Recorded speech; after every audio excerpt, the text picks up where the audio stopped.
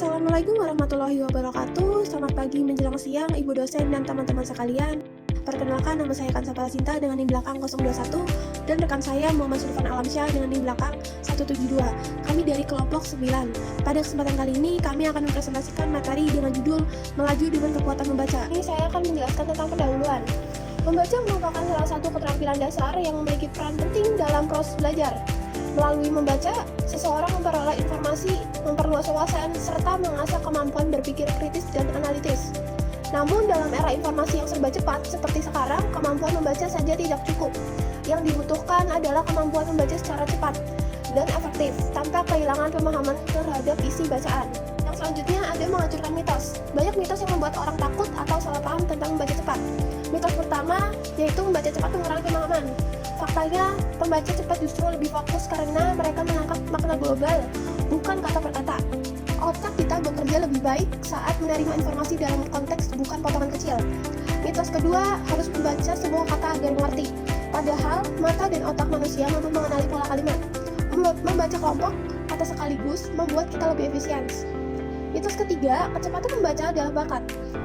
Faktanya salah besar. Membaca cepat adalah keterampilan yang bisa kita latih seperti halnya kita berlari, berenang, atau bermain musik. Pada mitos keempat, membaca cepat hanya untuk orang jenius. Faktanya siapapun bisa belajar asalkan disiplin dan berlatih setiap hari. Yang selanjutnya, mempersiapkan diri sebelum membaca. Agar hasil membaca lebih maksimal, pembaca perlu mempersiapkan diri secara fisik dan mental. Yang pertama, pastikan tubuh tidak lelah dan pikiran tenang.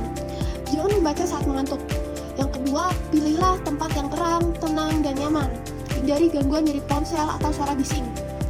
Dan yang ketiga, tentukan sejak awal apa yang ingin kamu dapatkan dari bacaan itu, seperti mencari ide, memahami konsep, atau sekedar menambah wawasan. Yang keempat, gerakan jari atau pulpen mengikuti baris bacaan agar pandangan tetap fokus dan ritme mata stabil. Dan yang kelima, gerakan bola mata ke berbagai arah untuk melatih kelenturan otot mata. Ini akan membuat mata tidak mudah lelah saat membaca cepat. Kemudian, memahami materi yang Anda baca. Kunci utama memahami bacaan adalah fokus pada apa yang ingin dipahami, bukan pada setiap kata. Begini caranya. Yang pertama, jadilah pembaca aktif. Dianjurkan menjadi pembaca aktif dengan terus mengajukan 6 pertanyaan dasar. Siapa, kapan, di mana, apa, mengapa, dan bagaimana.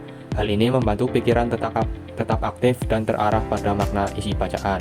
Yang kedua, bacalah gagasan bukan kata-katanya. Artinya, pahami ide utama dari kalimat atau paragraf, bukan sekedar menghafal kata per kata.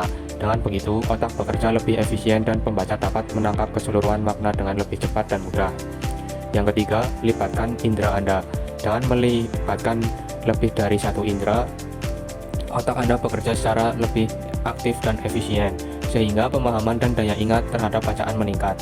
Intinya, semakin banyak indera yang digunakan dalam membaca, semakin dalam pemahaman yang didapatkan. Kemudian, ragam kecepatan membaca. Masing-masing dari 4 kecepatan mempunyai kegunaannya.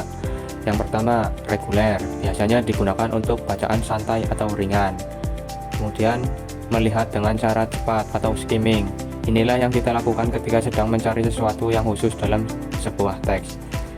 Yang ketiga ada melihat sekilas, digunakan untuk melihat isi buku atau untuk melihat sekilas, seperti saat membaca koran. Kemudian yang terakhir, kecepatan tinggi atau warp speed, membaca dengan kecepatan tinggi dan dengan pemahaman yang menakjubkan. Kemudian meningkatkan penglihatan periferal. Dokter mata memeriksa penglihatan periferal dengan alat yang menampilkan cahaya redup di sekitar pandangan utama.